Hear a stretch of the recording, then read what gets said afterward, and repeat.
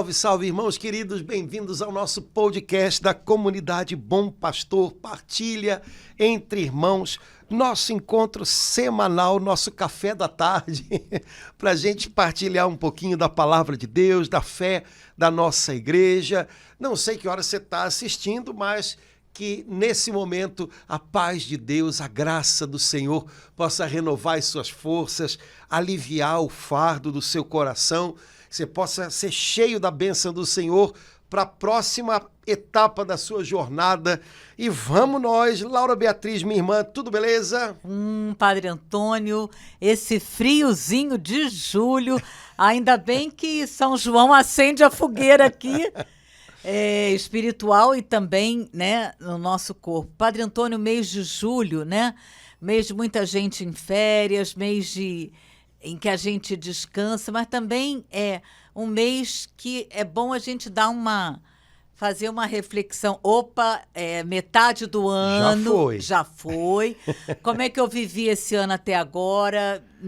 Né? Como é que eu pretendo? Vou continuar na roda viva em julho até dezembro. O que eu posso... Acho que é um mês que dá para a gente ter uma paradinha, rever a nossa vida, ver como é que ela está, avaliar, né?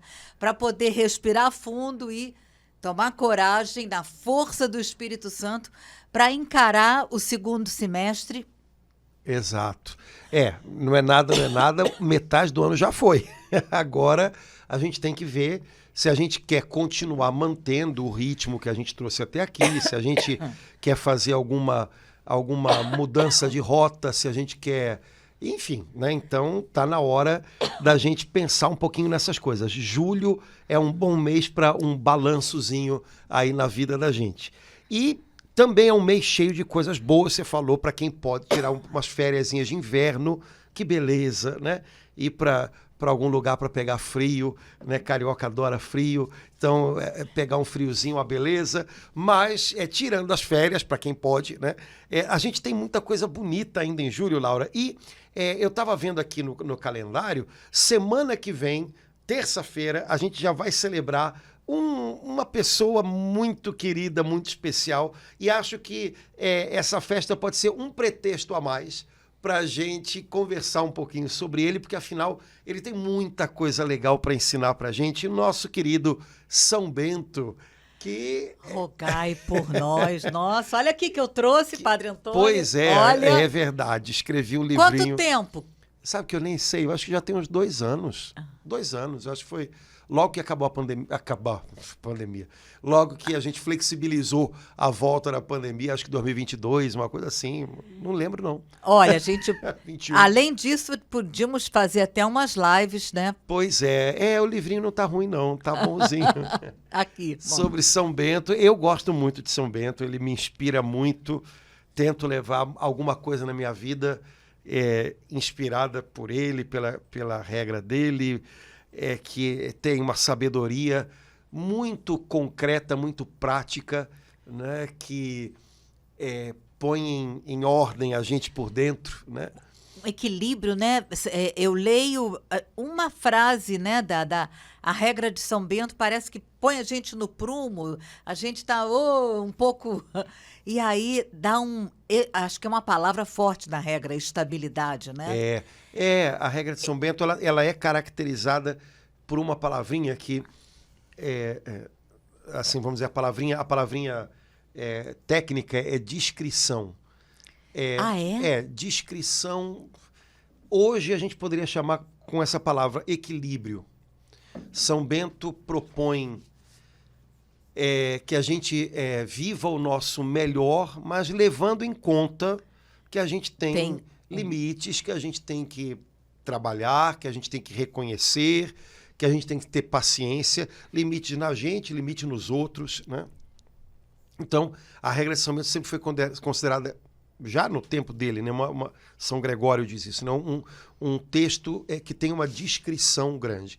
Ele não encoraja a gente a coisas muito mirabolantes, sabe? Ele vamos dizer assim, é bem prático e de algum modo ele deseja suscitar na gente essa estabilidade que no caso dele tem a ver com a estabilidade de lugar, dê frutos onde Deus colocou você, né? Mas que tem a ver também com uma estabilidade de comportamento, uma estabilidade enfim, né? Emocional, espiritual. Exato, né? Estar enraizado em Cristo, né? Então, a regra de São Bento, ela tem essa capacidade, como acho que a gente estava até conversando, né? Como vários textos dos padres da igreja, sejam os padres da igreja, sejam os chamados padres monásticos, né? Os escritores que deram origem à vida religiosa na igreja, esses textos eles têm a capacidade de nos alertar para aquilo que de fato está acontecendo na gente, mas de uma maneira muito concreta, muito prática, sem o sentimentalismo do qual a gente é um pouco vítima no tempo da gente, né? É um sentimentalismo que nem sempre é só um sentimentalismo do qual, por exemplo, nós carismáticos somos conhecidos ou atacados, né? Ou atacados. Mas esse sentimentalismo ele tem a ver muito com esse voluntarismo, né? Quer dizer, o meu querer agora, o meu estado de espírito agora, enfim, os textos dos padres da igreja, dos padres monásticos, dos autores cristãos da igreja antiga, eles são muito pouco dados a isso, eles são dados à percepção de você próprio. Então você tem que estar atento, você não pode estar o tempo inteiro arrastado para lá e para cá, pelas circunstâncias. Você tem que estar atento a você tem que saber dar nome aos bois, né? Pois é, Padre Antônio, dá só uma explicaçãozinha para todo mundo. Pode ser que tenham pessoas que, quando o senhor usa a expressão os padres da igreja, a pessoa não tenha, assim, compreenda inteiramente. Mas aproveitando que o senhor usou, há mais ou menos um mês atrás, no podcast, o senhor estava muito entusiasmado e falou aí de São Doroteu de Gaza. E aí, nos comentários, algumas pessoas... Olha, eu procurei! Então, o senhor despertou nos irmãos esse desejo. A pessoa disse que foi lá, nunca tinha ouvido falar... São Doroteu de Gaza... Continua entusiasmado. Só continua entusiasmado. Era um padre da igreja. Não, não é um padre. A expressão padre da igreja... Olha, padre quer dizer pai, né? Então, os padres da igreja são os escritores da igreja, seja oriental como ocidental, né? Do Oriente ou do Ocidente. A época... varia um pouco de acordo com o entendimento de quem está falando, né? Então, mais ou menos até o século VIII, se considera que até ali você tem a era dos padres da igreja. Tem gente que puxa isso até São Bernardo no Ocidente, que já é praticamente século XI, XII, né? Mas é exceção, né? Normalmente o pessoal entende ali São João Damasceno, que é um padre da igreja, um escritor eclesiástico do século VIII, no Oriente, mais ou menos até essa época, a gente chama que é a época dos padres da igreja. Então, são autores cristãos que têm reta doutrina, que têm santidade de vida e que são reconhecidos pela igreja como testemunhas autorizadas da tradição da igreja. Santo Antão conhecido é um. Não. Pois é. Então, os padres da igreja, exemplo, Santo Agostinho, São Gregório Magno, Santo Atanásio, são autores, então eles têm uma produção literária. Aquele Nazianzeno. São Gregório Nazianzeno, eles têm uma produção literária consistente, que é ortodoxa, portanto, é de reta doutrina. Eles têm santidade de vida comprovada, né? Então, os textos deles são considerados testemunhos da tradição da igreja, né, desse momento primitivo, original, que é paradigma para toda a história da igreja. Os primeiros anos, né? Os primeiros séculos, né? Os primeiros séculos. Os padres monásticos, ou seja, os pais monásticos, são que não são necessariamente escritores, aliás, normalmente nenhum deles né? São os pais da vida religiosa, da vida monástica na igreja. Então, o primeiro de todos, Santo Antão. Santo Antão não escreveu nada, né? Santo Antão tem uma vida dele escrita por um padre da igreja, que é Santo Atanásio, que foi bispo de Alexandria. Santo Atanásio escreveu a vida de Santo Antão. Santo Antão não tinha preocupação de escrever coisa nenhuma. Santo Antão era eremita no deserto, ele queria me esqueçam, né? Mas não conseguiu, né?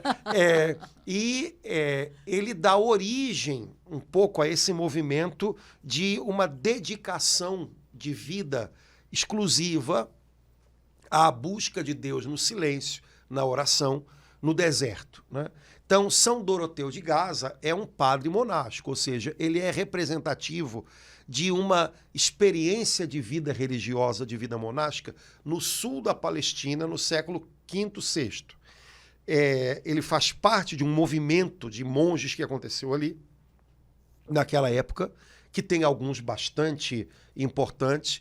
São Doroteu de Gaza, ele deixou coisas escritas. Não é muita coisa, mas é o suficiente para a gente ficar empolgado. Mas a preocupação dele não era fazer textos doutrinários, como, por exemplo, Santo Atanásio ou Santo Agostinho. A preocupação dele era, nos textos que ele escreveu, dar sugestões práticas para os monges que viriam depois. A mesma coisa São Bento, por exemplo. São Bento escreve uma regra que quem conhece sabe que tem pouca coisa de original em termos de texto. Ele aproveita muito uma regra anterior. Só que o tipo de arrumação que ele faz do texto, isso é original dele.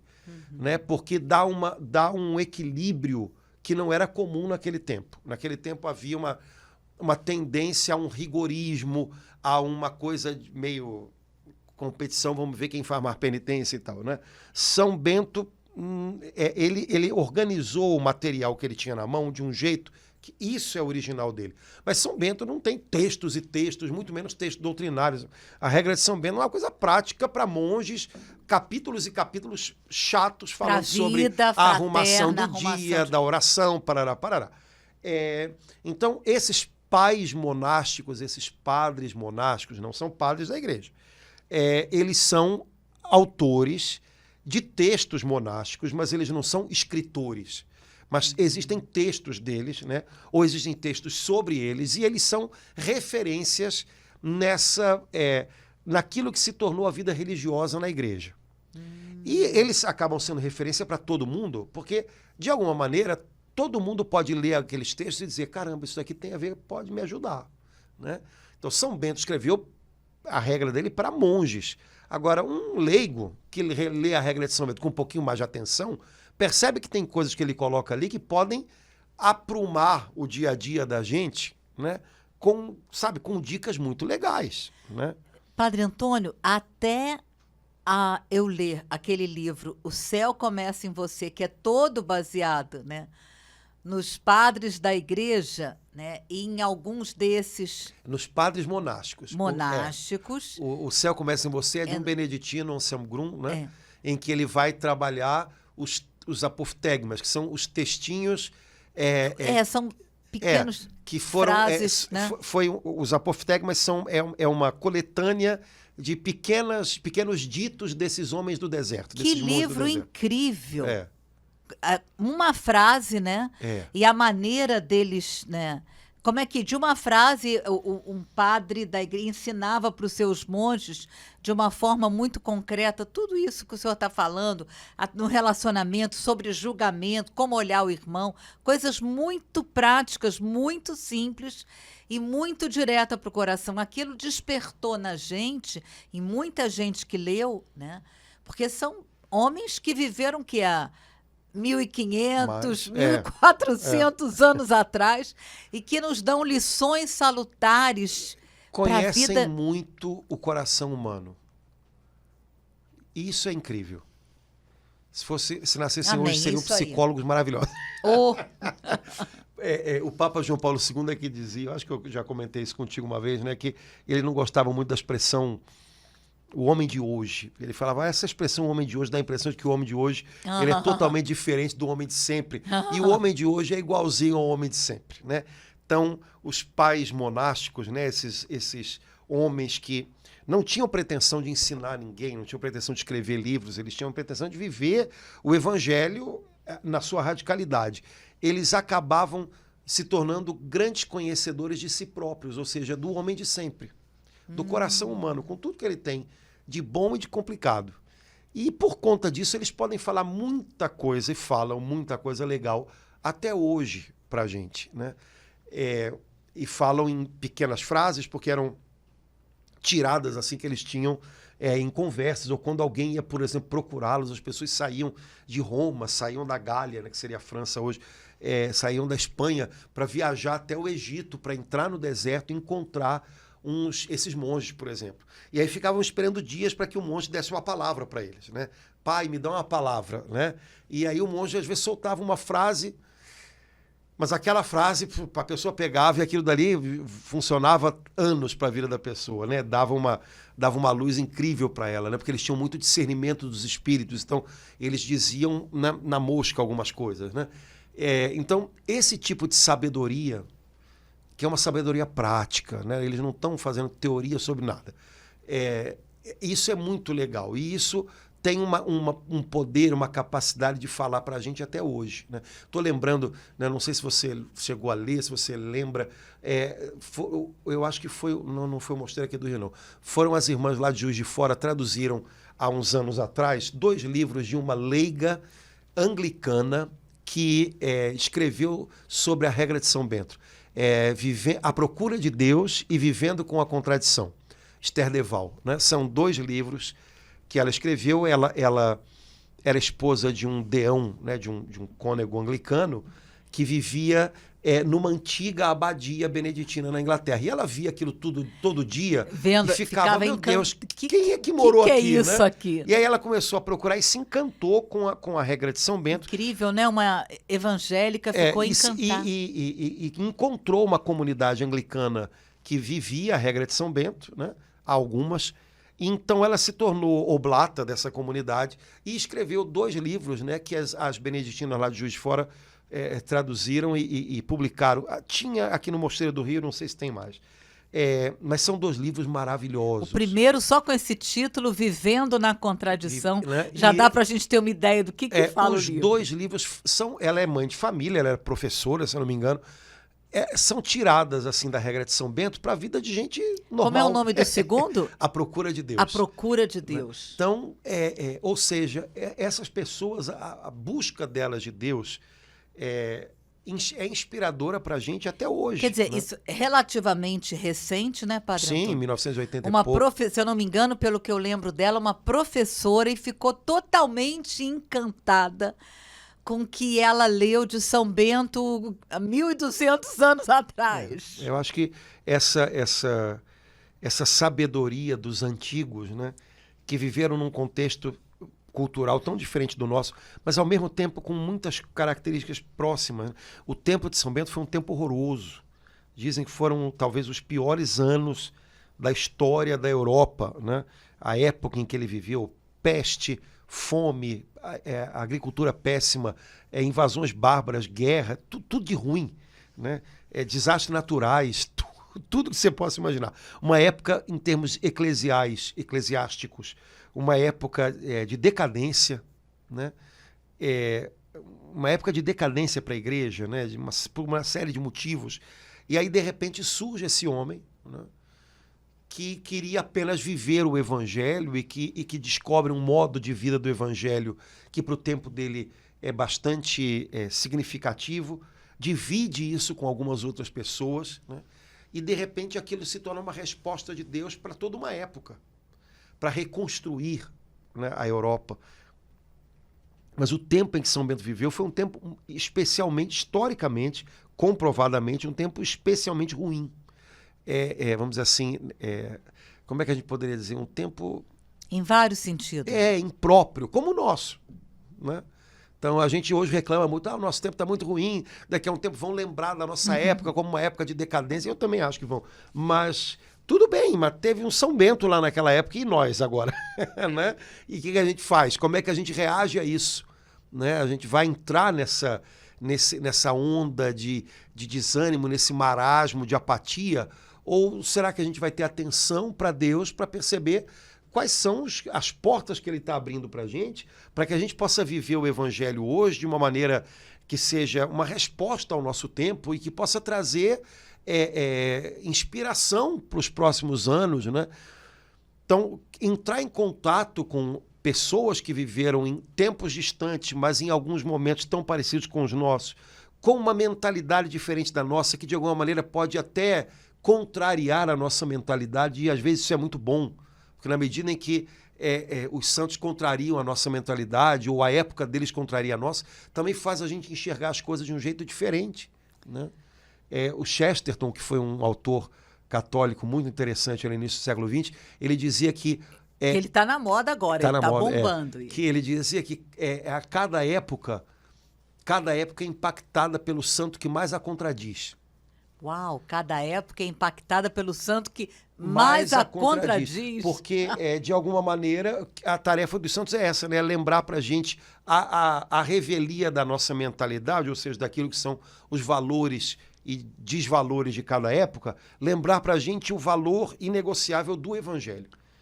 Uau. Então, de alguma maneira, eles nos contrariam, né? Por exemplo, nossa época foi tão remexida, né? O pessoal que lembra, porque chegou a vê-la viva ainda, nossa época foi muito questionada pela Madre Teresa de Calcutá.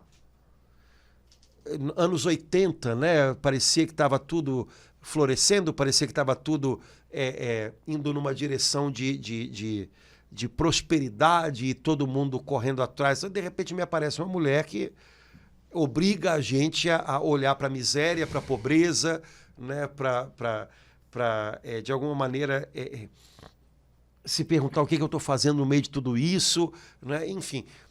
Então, naquele tempo, ela chacoalhou muito, né, o mundo inteiro, né? Mesmo aqueles que não se consideram cristãos e tudo. Então, por quê? Porque, de algum modo, nos anos 80, que tinha uma relativa perspectiva de prosperidade, essa mulher obrigou a gente a repensar muito isso, né? Então, os pais monásticos, os santos monges, né, São Bento entre eles, apesar de parecerem muito anacrônicos em algumas coisas, também na medida em que eles questionam a gente, eles nos ajudam. Então, acho que vale a pena cavucar. Bendita internet, que tem algumas coisas, né? Nem tudo é tão bom, não vale a pena olhar tudo que tem na internet sobre nenhum assunto, né? Mas a gente tem acesso hoje, né? Você pode baixar a regra de São Bento na internet, pô.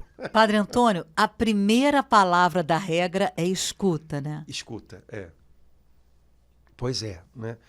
Que é o mandamento primeiro de Deus ao povo de Israel, né? Escuta, ó Israel. São Bento diz, escuta e inclina o ouvido do teu coração. Inclina o ouvido do teu coração. Esse inclinar, o movimento, etimologicamente a palavra obediência também tem alguma coisa a ver com isso o chamado dele é esse, né? Começa ouvindo. Se você tem coração de aprendiz, essa regra é para você, né? Ele como é que a gente pode dizer isso, né? Ele apela para aquele instinto que a gente tem de querer conhecer mais, de querer aprender algo, né? E é interessante porque talvez o autor que de uma maneira mais científica estudou a regra de São Bento e tal, quando a gente lê o prólogo, o início da regra de São Bento, ele tem umas coisas que quando você está estudando aquilo, você percebe que tem ali umas coisas. O que está faltando aqui e tal? E aí esse autor chega à seguinte conclusão. São Bento pegou um texto que, na origem, deveria ser uma espécie de exortação a pessoas recém-batizadas. Uma exortação a uma vida nova pelo batismo. E aí ele pegou esse texto que já tinha sido usado numa regra anterior e trabalhou para apresentá-lo aos monges, né? Mas, na verdade, o que tem por baixo daquilo é um apelo a todo cristão batizado, né? A todo batizado. Então, o primeiro passo para todo batizado é aprenda. Você começou uma vida nova. E nessa vida nova tudo é novo. Então você tem que aprender tudo de novo. Você tem que aprender tudo de novo. Escute. Mais do que querer falar mais do que dar opiniões. Você não chegou aqui, você não veio aqui para mudar tudo. Você veio aqui, em primeiro lugar, para aprender. É uma mentalidade muito diferente da nossa, né? A nossa mentalidade hoje é que as pessoas aprendem até falando, né? A pessoa não sabe nada de um assunto, mas ela vai falar sobre aquele assunto e na medida que ela fala, ela vai aprendendo. Tá bom. Mas no tempo de São Bento, não. Você não sabe nada, então fica quieto, ouve. Padre Antônio, aproveitando que a gente está falando de São Bento, ele está na moda, assim, de uma forma, acho que principalmente depois do Padre Marcelo Rossi, se eu não me engano, né? Mas eu percebo, assim, de uma forma geral, até nas páginas, nos canais católicos, né, das redes sociais, ele está sempre ali. Não é bem São Bento, né, Laura? É a medalha. Pois é, a medalha dele, né? Por isso é que é bom a gente poder ter umas lives para de São Bento mesmo, aprofundar o pessoal não sabe nada. Mas da medalha, o pessoal sabe da existência, né? E sabe, porque aí sim vários comunicadores, como é que a gente pode dizer, divulgaram a medalha, né, como um sacramental, né? As pessoas sabem que as letras da medalha são uma oração. E o pessoal se acostumou a fazer essa oração. Então, nesse sentido, eu concordo com você que está bem divulgado, né? A oração da medalha está bem... E essa oração curtinha, né, Padre Antônio? Mas poderosa. Outro dia, no grupo de oração, eu me dei conta, lendo o Salmo 90, só o iniciozinho, os 3 primeiros versículos, ela é toda bíblica, ela nos leva a dizer aquelas palavras, especialmente nos momentos difíceis da nossa vida, porque São Pedro vai dizer que o demônio anda em volta da gente buscando a quem devorar. Isso está em toda a palavra, mas São Pedro fala isso claramente e ele experimentou isso, por isso ele falou, está lá na epístola. Semana passada a gente lembrou dele, de São Pedro. Então, eu vendo a oração, eu fui compreendendo como é importante a gente poder, em determinados momentos da nossa vida, como eu fiz semana passada, não seja o dragão meu guia. Como foi libertador dizer aquilo. Uhum. Você está me oferecendo veneno, né? Eu sei que isso aí, bebe você mesmo o teu veneno. Eu não quero isso. Então eu fui entendendo, aí fui lá no Salmo 90, meu Deus, essa oração está aqui, ó. Quando ele fala lá no Salmo 90, aquele que habita no esconderijo do Altíssimo, diz ao Senhor, essa oração é uma oração de libertação poderosa e que quando a gente faz com toda a confiança, a gente experimenta grandes milagres, né, Padre Antônio? Bom, todo mundo sabe que a medalha de São Bento ela é feita com letrinhas que significam o início de uma palavra, né? E é, de fato, uma oração de libertação, um exorcismo, como a gente chama, né? Mas também é um monte de dicas ali importantes para a vida, né? Não é só uma oração para ser repetida, mas são posturas de alma que a gente precisa ter para ser liberto e se manter liberto. Ela começa com a cruz sagrada. Seja a minha luz. A cruz sagrada seja a minha luz. Então, primeira coisa, né? Que aquilo que ilumina as minhas escolhas, a minha maneira de enxergar a vida, seja a cruz de Cristo. Eu só vou entender as coisas só vão ficar claras para mim se eu tiver a cruz diante dos meus olhos. E isso não é uma palavra mágica. Isso é uma postura de alma. Sem olhar para a cruz, eu vou enxergar tudo torto, eu vou enxergar tudo turvo, né? Então, o óculos que me faz enxergar as coisas com clareza é a cruz. É a cruz de Jesus. Né? Tá. Então, olha, eu sei que ele passou pela cruz, eu sei que ele é vencedor, eu sei que a cruz é caminho, eu sei que Deus, por meio da cruz, pode trazer vida nova. Pronto, eu tô usando o óculos certo, tá? Para enxergar a minha vida, o que está acontecendo comigo, né? Então, sem olhar para a cruz, o meu olhar para a realidade não vai estar claro, ele vai estar turvo, ele vai estar no sombreado. E como o pessoal diz, à noite todos os gatos são pardos, né? Então, nada fica muito claro, né? Então, a cruz sagrada seja a minha luz, não seja o dragão o meu guia. Então, isso é outra postura de alma. Guia significa alguém que eu estou seguindo. Hoje, na minha vida, eu estou seguindo a voz de quem? Né? Eu estou seguindo a voz do bom pastor ou eu estou seguindo a voz de um dragão? Né? Você imagina como é que é a voz de um dragão, né? É uma voz impositiva, é uma voz grosseira, é uma voz gritada. Eu estou indo atrás disso, eu tô correndo atrás, eu estou sendo guiado por impulsos, por gritos, porque a voz do bom pastor é suave, é serena, né? Então é uma outra postura. Não adianta ficar falando essas coisas, né, como se fosse um encantamento, né?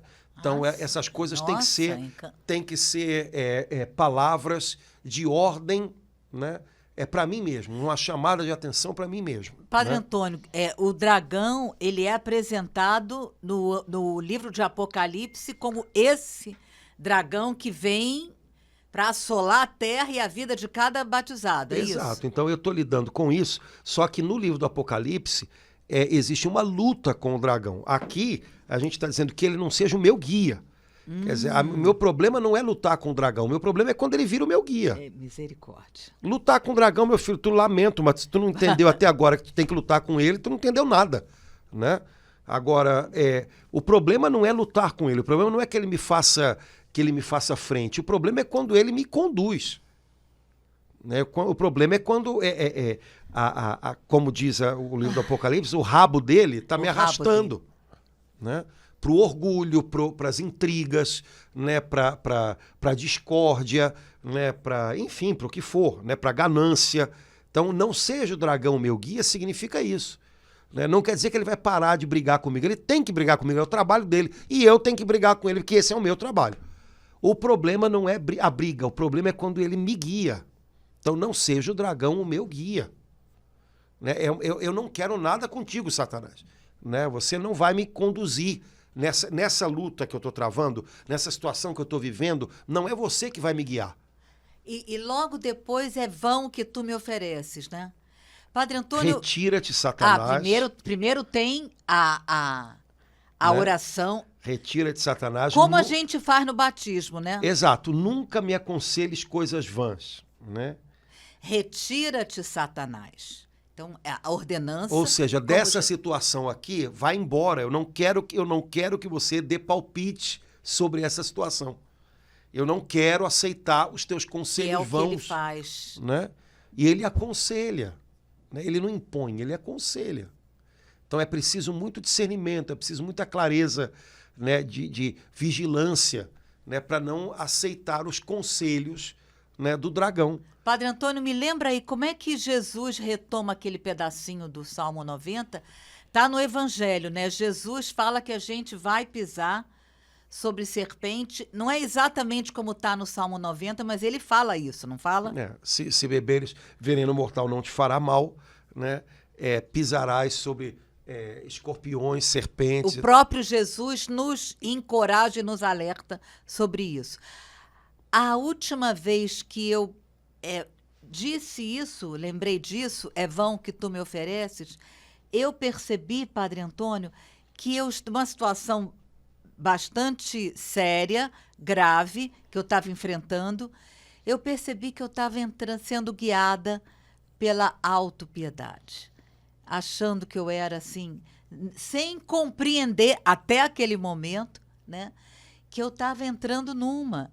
Então eu disse aquilo com tanta coragem, Padre Antônio, porque nessa hora é um pouco difícil você perceber, você está sofrendo uma determinada injustiça, tudo te leva. Mas eu disse aquilo com tanta coragem, Padre Antônio, é vão o que você me oferece. Não quero essa capa da vítima, não. Bebe tu mesmo o veneno da autopiedade. Foi libertador, Padre Antônio. Pois é. Quer dizer, o diabo sempre aconselha coisas vãs, ou seja, coisas que no fundo não são a resposta, não são a solução, né? Mas que são atraentes, porque falam ao nosso orgulho. Né? Tudo que o maligno consegue em nós, ou consegue de nós, é porque o que ele falou, o que ele aconselhou, falou ao nosso orgulho e nós acolhemos. Né? Sempre, sempre. Né? Então, no fundo, voltando aqui, né, é com isso que a gente está lidando. Então, não é com a sogra, não é com a tia, não é com o chefe, é com isso que a gente está lidando. Né? Essas coisas todas acontecem, fazem parte da vida, desentendimentos, pessoas que resolvem pegar no pé da gente, sei lá mais o quê. Mas o que importa é o modo como eu estou passando por tudo isso. E aí, de repente, o dragão quer ser o meu guia nessa situação. E aí ele começa a me aconselhar um monte de coisas vãs. Ah, de fato, você não merecia isso, tá vendo? Procura alguma situação ou alguém que te compense essa tristeza que você está passando, porque você está sofrendo uma injustiça. Então procura, vai lá, mete a cara na comida, sei lá o que, né? É vão o que ele me oferece. Porque meter a cara na comida não vai resolver nada, vai complicar a minha saúde, mas me parece uma coisa boa, porque é uma compensação, porque eu já estou sofrendo tanto, pelo menos comer alguma coisa assim, gostosa, né? No final do dia, né? Mesmo sabendo que eu não posso. Só para dar um exemplo bobo, né? Mas é uma coisa vã, então ele te aconselha aquilo, perde a tua temperança, né? Se dê esse prêmio, né? Mas é vão, isso não dá solução nenhuma, isso te prejudica mais, né? Mas é o que ele tem para te oferecer naquele momento. Então ele está falando ao teu orgulho ferido. Que coisa, agora o senhor repetindo a palavra, nunca me aconselhos, Jesus é o conselheiro admirável, né? E o demônio tem inveja e ele também quer nos aconselhar. Ele macaqueia tudo que é de Deus, só que é uma macaqueação muito fajuta. Se a gente estiver atento, a gente percebe. No fundo, ele sempre fala ao nosso orgulho. E os conselhos de Jesus falam a essa nova natureza que ele nos deu, que é confiante no Pai, que é capaz de abraçar a cruz, que é conduzida pelo Espírito. Então, não me aconselhes coisas vãs, né? O maligno sempre vai dar conselhos vãos, que não são solução, que vão criar mais X problemas, né? Mas que vão falar o nosso orgulho, vão nos dar algum tipo de compensação, algum tipo de recompensa. Então, a gente tem que vigiar isso, né? E, Padre Antônio, nesse momento, assim, que a gente pode, assim, dizer isso pela autoridade do nosso batismo, né? Porque no batismo os nossos padrinhos no nosso lugar renunciaram ao mal, né? E eles no toda vigília pascal a gente faz a mesma coisa. A gente faz isso, né? Então, esse momento a gente pode fazer a cada instante, não apenas numa hora especial. A gente não precisa esperar encontrar, o padre fulano tem o dom. A gente pode, na nossa casa, no momento que a gente estiver enfrentando isso. A igreja até recomenda aquele rito da renovação das promessas do batismo, que é feito na vigília pascal, que é feito na celebração da crisma, na celebração da primeira comunhão. Esse rito, né, sugestão, né? Porque já que o pessoal também sugere tanta oração para o pessoal, umas orações até meio esquisitas, pega o rito né? Deve ter na internet, tudo tem na internet, né? Rito de renovação das promessas do batismo. Pega ele, imprime, coloca dentro da Bíblia e aí de vez em quando repete. Rito da renovação das promessas do batismo na internet. Onde há as renúncias e onde há profissão de fé. Então é uma forma de você renovar o seu compromisso batismal, a sua aliança com Deus em Cristo, o seu repúdio ao mal que te é oferecido e às coisas vãs que o maligno aconselha. É uma maneira de você reafirmar a fé que a gente recebe da igreja e que vem de Deus e que é o que vai nos levar de volta para Deus. Então, me parece que é uma boa, já que as pessoas às vezes toda hora perguntam, padre, que oração vai... que novena, tem que inventar um santo. Para com essas coisas, né?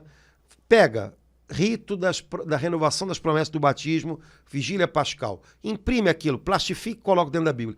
E quantas vezes você quiser, faz isso.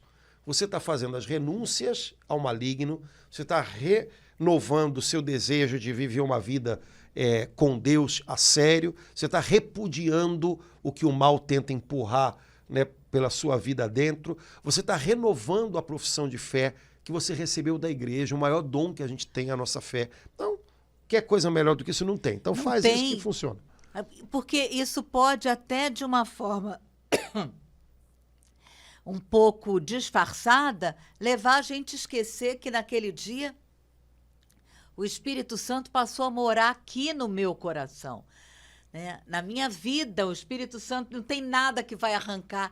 Então a gente esquece quando a gente passa a ficar colocando isso em pessoas e esquecendo que a gente pode usar essa oração do batismo renovando e reafirmando. Exato, acho que é uma boa, como o pessoal chama hoje, oração de libertação, né? Agora, tem coisas, né, na medalha de São Bento, a frase que eu acho mais legal é bebe tu mesmo do teu veneno, né? É interessante porque isso para mim também é uma postura de alma, não é só um eu não estou falando para o diabo, bebe tu mesmo teu veneno, e ele vai falar para ele, tá bom, vou tomar, né? Não, você é que tem que fazer isso para acontecer, né? E há uns anos atrás eu entendi o seguinte, bom, o diabo é mau, mas não é burro. Então ele não vai beber do próprio veneno pela mão dele. Eu tenho que pegar e enfiar pela goela dele abaixo. Então como é que se faz isso, né? Bom, se faz isso, por exemplo, numa determinada situação em que algo acontece e o maligno fica rondando e aconselhando que eu pragueje, que eu amaldiçoe, que eu, né? E naquela situação, por exemplo, eu consigo bem dizer a Deus, eu estou fazendo ele beber do próprio veneno. Porque uma situação em que ele pensava, bom, eu estou rondando, na hora certa eu vou dar o bote. Então, numa situação ruim, em que ele estava me rondando e de repente ele me aconselha, tá vendo? Você querendo fazer uma de bonzinho e tal, e olha só o que você leva e tal. Joga pra lá, pragueja, amaldiçoa essa pessoa, essa situação. Eu digo, não, olha, no meio dessa situação eu bendigo a Deus, porque eu sei que o Senhor está agindo, eu sei que o Senhor não desistiu dessa pessoa. Quando eu faço isso, eu estou fazendo ele beber do próprio veneno. Eu não estou só dizendo, eu estou fazendo ele beber do próprio veneno. Né? Porque numa situação, num momento em que ele imaginava que o que ele ia encontrar em mim era revolta, era rebeldia com Deus, se eu permito que o Espírito Santo me leve naquele momento a uma maior entrega, a um louvor a Deus, pronto, o inimigo fica desbaratado. Por isso que aquele salmo fala que o perfeito louvor cala o inimigo. Pronto. Ele não entende essa língua, então ele fica desbaratado. Né? Ele não entende a língua do louvor, a língua da confiança. Então, nessa hora, você está fazendo ele beber do próprio veneno. Mas isso não é um encantamento, isso é uma postura de alma. Né? Portanto, eu posso fazer a oração e ela vai me lembrar dessas coisas todas, mas aí eu vou desdobrando cada pedaço da oração para, não vou ser conduzido pelo dragão nessa história, não. Não. Esse conselho que ele está me dando aqui é vão. Isso não vai ser solução nenhuma. Não. Agora quem vai fazer ele beber do próprio veneno sou eu. Eu vou louvar a Deus quando ele estava esperando que eu amaldiçoasse. Lembra da história de Jó? É um pouco isso. Né? Então, Satanás estava esperando que Jó amaldiçoasse a Deus. E Jó diz, o Senhor deu, o Senhor tirou, bendito seja o nome do Senhor. Pronto, fez o diabo beber do próprio veneno. Nessa hora. Né? Porque ele imaginava, agora eu vou conseguir tirar dessa pessoa, extrair dessa pessoa incredulidade, revolta, rebeldia. E a pessoa foi lá e reafirmou a sua confiança em Deus, a sua entrega a Deus. Pronto. Padre Antônio, na cruz, Jesus fez o diabo beber todo o veneno. Até o último gole. Todo o veneno que ele quis jogar nele e na gente. Na humanidade toda, né? Jesus extraiu o veneno que estava circulando na terra, né? E Jesus, né, jogou aquilo em cima de Satanás. Né? Porque era o veneno que havia no nosso pecado, era um veneno de morte. Né? E Jesus arrancou aquilo, né? Ele tomou sobre ele o nosso pecado, né? Desceu até a nossa morte, tirou o veneno de tudo isso. Né? E agora aqueles que creem em Jesus, que confiam em Jesus, que vivem uma vida nova a partir de Jesus, em Jesus, estão desinfectados desse veneno. A gente não pode permitir que a vida vá jogando isso tudo para dentro da gente de novo, né? Que é o que acontece. quando a gente peca, né? E aí a gente tem que estar de novo expelindo isso, né? Quando você se confessa, você está fazendo isso. Porque os teus pecados, na hora da confissão, você os usa para declarar a misericórdia de Deus. Eu confio na misericórdia de Deus. Então você está fazendo o diabo beber do veneno dele. Porque aquilo dali, sem você reconhecer a misericórdia de Deus, é veneno puro. Mas quando você reconhece e coloca na luz diante do sacerdote, pronto. A gente está levando na confissão o diabo beber do próprio veneno. Exatamente. Aí não adianta você ficar rezando 10 milhões de vezes a oração de São Bento e você não vai, levanta da cadeira e vai fazer uma boa confissão depois de não sei quantos anos, que já estava mais do que na hora. Né? Você está dizendo uma coisa, está fazendo outra, cara. Então, com Deus não se brinca, né, gente? Como é que é a última palavra da oração? É bebe tu mesmo. Tu mesmo do teu veneno. Essa é a última Essa é palavra. a última. Pá, e acaba aí. Né? Então, fica com o que é teu. Eu não quero nada do que é teu. Né? Mas é uma grande oração, sem dúvida nenhuma. Né? Na verdade, não é uma oração, é uma ordem. Né? Mas isso tem que ter a ver com a vida da gente. Né? Isso tem que ter a ver com a vida da gente. Isso que a medalha diz tem que estar gravado aqui dentro. Né? Senão, eu fico repetindo palavras achando que... Que é um... Exato, é a mesma coisa. Eu tô com fome. Então, tô com fome, o que você vai fazer? Eu vou ficar falando pão, pão, pão, pão. Isso não vai matar minha fome, cara. Falar pão, pão, pão, arroz e feijão não vai matar minha fome. Tem que ir lá e comer. Né? Repetir palavras que não transformam a minha vida também não é por aí que funciona. Isso não vai resolver o meu problema. Né? Então, essa oração tem que se tornar uma verdade na minha vida. E essa oração, ela é toda, se a gente for parar em cada um, valeria a pena pesquisar em cada frase, ela é toda bíblica, né, Padre? Toda. Eu estou aqui, me lembrei da armadura do cristão, em que ele nos ensina, Jesus através, né, o Espírito Santo através de São Paulo, a nos revestirmos, né? Porque a oração é para a gente se revestir da armadura de Deus e resistir às ciladas do demônio, que ele está sempre. Resistir. Então, eu vejo aqui, eu vejo a oração de São Bento aqui na armadura do cristão. Em cada um daqueles passos, especialmente na última, que é a de ataque, né? Tomar a espada do Espírito, que é a palavra de Deus. Exato. Então, essas coisas são... vamos dizer assim, palavras de ordem para manter a nossa alma em prontidão. E então, se são palavras de ordem para, né, ajeitar um exército que tem que estar pronto, é isso que essas palavras, tanto a armadura do cristão quanto a oração da medalha de São Bento, tem que fazer na gente. Né? Nos despertar. Opa, como é que eu estou no combate? Né? Eu tô ainda atento? Eu estou com as armas na mão? Ou eu estou... Né, entorpecido no meio de um combate. Mas se eu fico entorpecido no meio de um combate, alguma coisa me acerta. Né? Então, essas palavras são palavras de despertar, que são necessárias para o nosso tempo. E Deus sabe por quê que ele suscitou a tanta gente lembrar dessa medalha de São Bento, que é uma coisa tão antiga, mas que até algum tempo atrás a maioria das pessoas, né, não sabia. Então, nesse tempo, Deus sabe por que trouxe isso à tona de novo. É porque a gente precisa desse despertar. Né? Padre Antônio, eu sei que a gente já, há uns 2 meses atrás, a gente foi tão bom, as pessoas até hoje comentam, acho que uns 3 podcasts sobre o Salmo 90, mas eu queria, nesse momento, só partilhar com o senhor o versículo 3 do Salmo 90, que na tradução da Liturgia das Horas, que a igreja santamente, né, sabiamente coloca na nossa mão no domingo à noite, para a gente preparar a semana toda, né?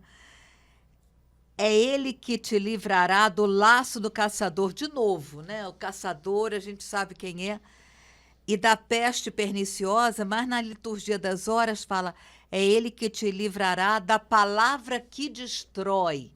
Essa palavra que destrói, que o demônio quer incutir em nós E é com a palavra de Deus que a gente vai anular essa palavra que destrói, né, Sim. Padre Antônio?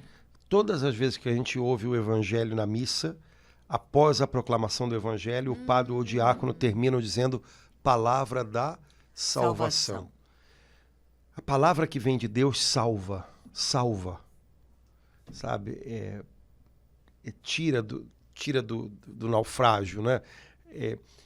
A palavra que destrói, a palavra que vem do maligno, é a palavra que põe tudo a perder, é a palavra que confunde, né? Então isso serve para ajudar a gente a discernir as coisas que o nosso próprio interior às vezes ouve e que ninguém diz, mas que estão vindo aqui, né? As coisas que as pessoas falam. Então, aquilo que vem de Deus é palavra que salva, é palavra que levanta, é palavra que refaz. Aquilo que vem do inimigo é palavra que destrói, é palavra que confunde. Eu preciso ter clareza disso para descobrir também com que palavra eu quero ficar e que palavras eu tenho que afastar de dentro de mim, né? A gente sabe que há palavras que têm o poder de destruir, como há palavras que têm o poder de ressuscitar, reanimar, né? O que vem de Deus reanima, ressuscita. O que vem de Deus salva. Agora, o que está em jogo sempre é a eternidade, né? Então, às vezes, nos salva nos alertando. Sai dessa, cara, né? Mas eu preciso ser capaz de, no meu coração, dar ouvidos à palavra que salva e me blindar da palavra que destrói. E isso para mim tem que ficar claro. Eu tenho que saber que o tempo inteiro eu estou lidando com isso, né? Nem sempre a palavra que destrói vai vir de uma pessoa que me destrói. Às vezes é de uma pessoa que me ajuda, mas aí num determinado momento vem aquela palavra que destrói. Epa, calma. Você não precisa nem dizer nada, mas já sabe isso aqui. Não. Isso aqui não é palavra de salvação, né?